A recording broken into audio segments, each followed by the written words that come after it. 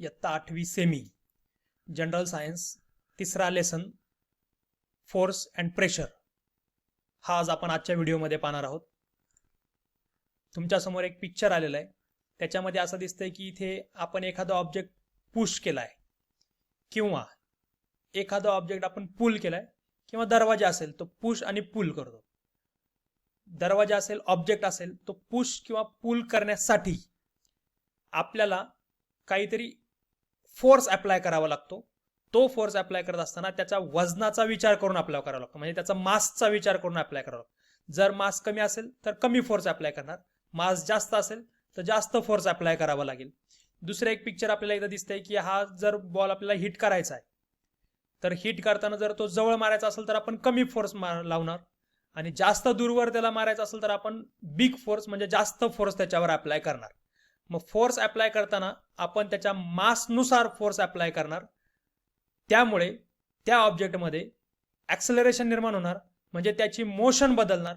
Motion बदलल्यानंतर त्याचं change in velocity होणार आणि चेंज इन व्हेलॉसिटी म्हणजे ॲक्सेलरेशन आहे. म्हणजे फोर्स हे कशावर डिपेंड आलं तर मास आणि ॲक्सेलरेशनवर डिपेंड आलं. फोर्स अप्लाय केल्यामुळे तो रेस्ट पोझिशनपासनं मोशनमध्ये जातो, म्हणजे तो ॲक्सेलरेट होतो. मग ह्यामुळे फोर्स जर आपल्याला डिफाईन करायचा असेल तर मास आणि ॲक्सेलरेशन याचा विचार करून डिफाईन करता येईल. So force means what? Force means the product of mass and acceleration is called as force. Simply इथे त्याचा फॉर्म्युला दिलाय, त्या फॉर्म्युल्यावरनं पण आपण त्याची डेफिनेशन लिहू शकतो.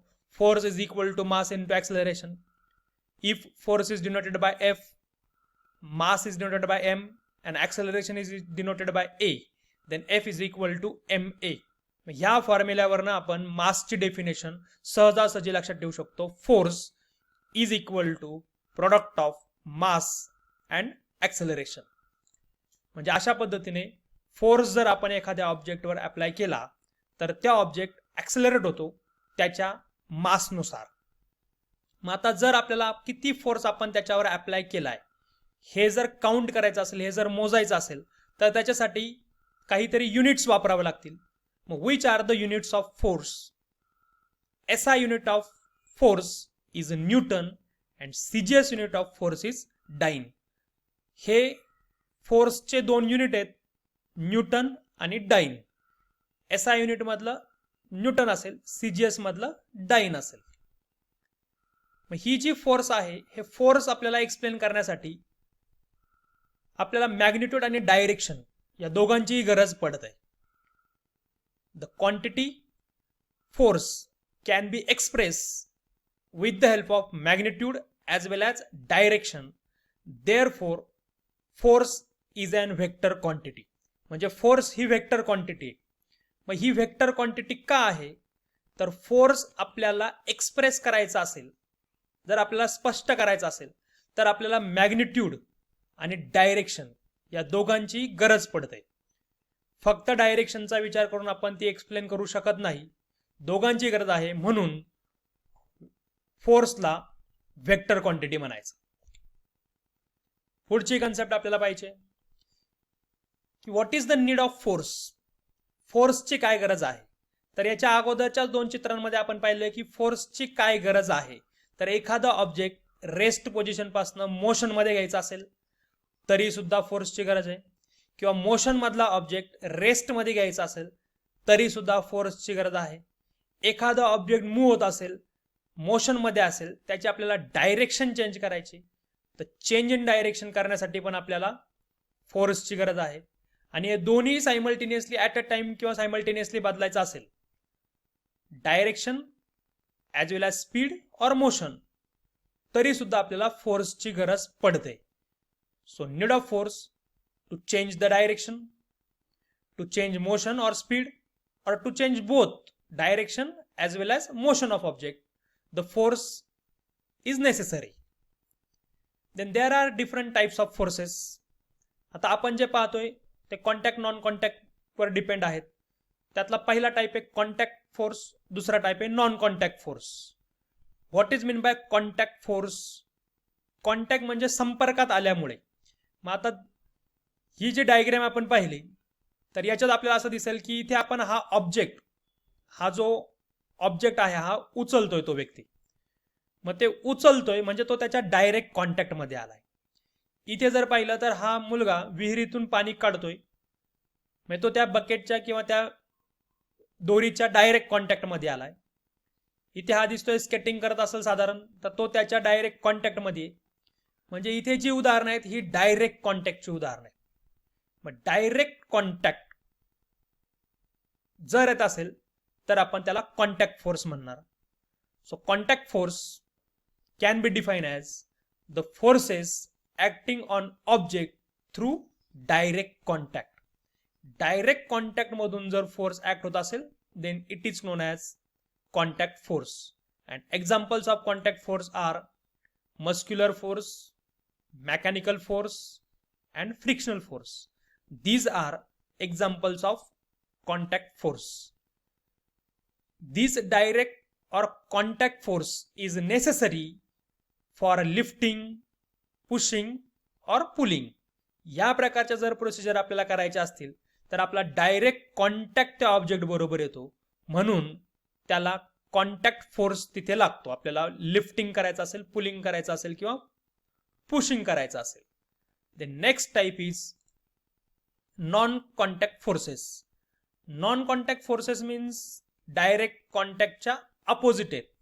म्हणजेच काय म्हणता येईल, the force acting on object without direct contact are called as non contact forces.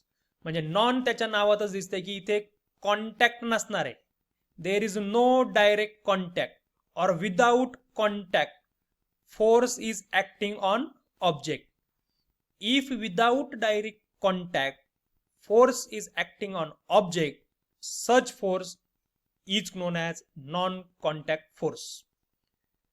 See the diagram. Gravitational force is acting on this person. हा जो व्यक्ती आहे याच्यावर ग्रॅव्हिटेशनल फोर्स ऍक्ट होतोय, पण तो डायरेक्ट नाहीये, डायरेक्ट कॉन्टॅक्ट इथं नाहीये. दुसऱ्या डायग्राम मध्ये आपल्याला दिसतंय इलेक्ट्रोस्टॅटिक फोर्स आहे, तिथे सुद्धा डायरेक्ट कॉन्टॅक्ट नाहीये. तिसरी फिगर आपल्याला दिसते मॅग्नेटिक फोर्स आहे, की एखादी आयर्न नील मॅग्नेटकडे अट्रॅक्ट होईल. मॅग्नेटकडे अट्रॅक्ट होत असताना त्यांच्यामध्ये कुठेही तिथे डायरेक्ट कॉन्टॅक्ट होत नाही. Without direct contact the force is exerted. Hence these are examples of non-contact forces. Magnetic forces, gravitational forces and electrostatic forces are the examples of non-contact forces because these forces act on object without direct contact. आता एक activity तुम्हाला इथं दिली जाईल, ती activity तुम्ही घरी करायची आहे आणि मग त्याच्यावर प्रश्न तुम्हाला विचारलाय which type of force we observe in it and explain this with a reason. हे तुम्ही घरी प्रयत्न करू शकता, ही ऍक्टिव्हिटी घरी पूर्ण करायचा. पहा ऍक्टिव्हिटी मध्ये काय दिलेलं आहे, एक कोंब दिलेला आहे आणि इथे काही स्मॉल पीसेस आहेत पेपरचे स्मॉल पीसेस करायचे आहेत. कोंब आपल्याला रबर करायचा आपल्या हेअरवर आणि रबर केल्यानंतर तो कोंब त्या स्मॉल पीसेसच्या जवळ न्यायचा आहे.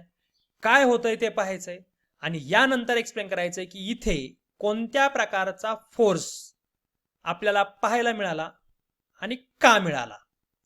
त्याचं रिझन थोडक्यात एका वाक्यात आपण तिथे लिहू शकतो. तर ही ऍक्टिव्हिटी तुम्ही करा, म्हणजे तुम्हाला टाइप ऑफ फोर्सेस जे आता आपण पाहिले, कॉन्टॅक्ट आणि नॉन कॉन्टॅक्ट फोर्सेस, हे अजून चांगल्या पद्धतीने लक्षात येतील. नेक्स्ट क्वेश्चन कडे आपण जातोय, balance force and unbalance force. हे अजून दोन फोर्सचे वेगळे टाइप्स आहेत, बॅलन्स फोर्स आणि अनबॅलन्स फोर्स. ही जर डायग्राम आपण व्यवस्थित पाहिली तर याच्या दोन पिक्चर्स आपल्याला इथे दिसतात आहेत. इथे एक व्यक्ती चेअरवर बसलेली आहे, म्हणजे ती रेस्ट आहे, रेस्ट मध्ये आहे. इथे ह्या ऑब्जेक्टवर दोन्ही साइडने इक्वल फोर्स ऍक्ट होतोय, दोन्ही साइडने म्हणजे अपोजिट साइडने इक्वल फोर्स ऍक्ट होतोय. ज्यावेळेस आपण एखाद्या खुर्चीवर टेबलवर बसतो त्यावेळेस सुद्धा दोन्हीही साईडने इक्वल फोर्स ऍक्ट होत असतो, म्हणून आपण स्थिर त्या खुर्चीवर त्या टेबलवर बसू शकतो. इथे पण इक्वल फोर्सेस दोन्ही साईडने अपोजिट साईडने ऍक्ट झालेत, म्हणून ते स्थिर एका ठिकाणी आपल्याला दिसतंय. मग यावरनं आपल्याला बॅलन्स फोर्सची डेफिनेशन सांगायची की equal forces acting on object in opposite direction. Equal forces opposite direction is called as balance force. जर इक्वल फोर्सेस विरुद्ध म्हणजे अपोजिट डायरेक्शननी एखाद्या ऑब्जेक्टवर ऍक्ट होत असतील तर त्याला बॅलन्स फोर्स म्हणायचं आहे. आणि या दोन चित्रांच्या साहाय्याने आपल्या लक्षात आलं असेल की जिथे बॅलन्स फोर्स असेल तिथं मोशन नाही होणार, तो ऑब्जेक्ट रेस्टमध्ये राहणार. So due to balance force there is no change in the speed motion of object. That means it does not cause any motion. This balance force does not cause any motion in object. Balance force act on object which is in a rest position. Generally we find that when object is in rest position, that means balance forces are acting there. One example is given here, book placed on table. It is in a rest position. That means balance force is acting on it. Second type, unbalanced force. पुन्हा एक picture आपल्या समोर आलेलं आहे. इथे जर आपण पाहिलं तर एका डायरेक्शननी फोर्स जास्त ऍक्ट होतोय. मग ज्या डायरेक्शननी फोर्स जास्त ऍक्ट होईल त्याच डायरेक्शनला त्या ऑब्जेक्टची मोशन असेल. इथं दुसऱ्या पिक्चरमध्ये समजा लॉन्चिंग ऑफ सॅटेलाइट असेल, रॉकेट असेल किंवा कुठलाही मुव्हिंग ऑब्जेक्ट असेल तर तो एका डायरेक्शननी पुढे जातोय, म्हणजे एका डायरेक्शननी त्यावर ऍक्ट होणारा फोर्सचा इम्पॅक्ट हा जास्त असेल दुसऱ्या डायरेक्शननी ऍक्ट होणाऱ्या फोर्सपेक्षा, म्हणून तो एका डायरेक्शननी जातो जास्त, म्हणून त्याला अनबॅलन्स फोर्स म्हणायचं आहे. मग unbalance फोर्समध्ये unequal force acting on object. If equal forces are acting on object, balance force. If unequal forces are acting on object, then it is called as unbalanced force. थोडी इथे mistake झाली, इथे unbalanced force consider करा. Unequal forces acting on object is called as unbalanced forces. Unbalanced force can cause motion if object is in a rest position and we have to convert it into motion, then we have to apply unbalanced force on it.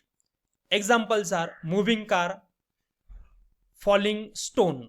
These are the examples of unbalanced force because unequal forces are acting on the object from opposite direction. The next term is inertia. What is meant by inertia? One activity is shown here. एक glass घ्यायचा आहे, cardboard घ्यायचा आहे, त्याच्यावर एक coin ठेवायचा आहे मिडलला आणि त्याला हिट करायचं आहे. आपण कार्डला हिट करणार, कॉइन मात्र ग्लासमध्ये पडणार. दुसऱ्या पिक्चरमध्ये आपल्याला दिसतंय की बस चाललेली आहे, त्याच्यात सहप्रवासी बसलेले आहेत. अचानक ड्रायव्हरने जर ब्रेक मारला तर आपण पुढे जातो, किंवा अचानक गाडी चालू झाली तर आपण मागे जातो. मग हे असं का होतं तर हे फक्त इनर्शियामुळे होतं. इनर्शिया म्हणजे जडत्व. इनर्शियामुळे ह्या थिंग्स होतात. इथे कॉइन रेस्ट पोझिशनला आहे, तो रेस्टमध्येच राहायचा प्रयत्न करतो. मग कार्ड निघून गेल्यामुळे तो रेस्टमध्येच राहायचा प्रयत्न करतो म्हणून खाली पडतो. इथे जर आपण मोशनमध्ये असू तर मोशनमध्येच राहायचा प्रयत्न करतो. ड्रायव्हरने ब्रेक मारला तरी आपण पुढेच जातो. अशा पद्धतीने a tendency of object to do nothing or to remain unchanged is known as inertia. The tendency of object to do nothing, काहीच करायचं नाही, or to remain unchanged. If we are in rest, remain in rest. If motion, remain in a motion. This tendency of object is known as inertia. Due to inertia, if object is in rest, it will try to remain in a rest, or if object is in motion, it will try to remain in a motion. This tendency of object is known as inertia.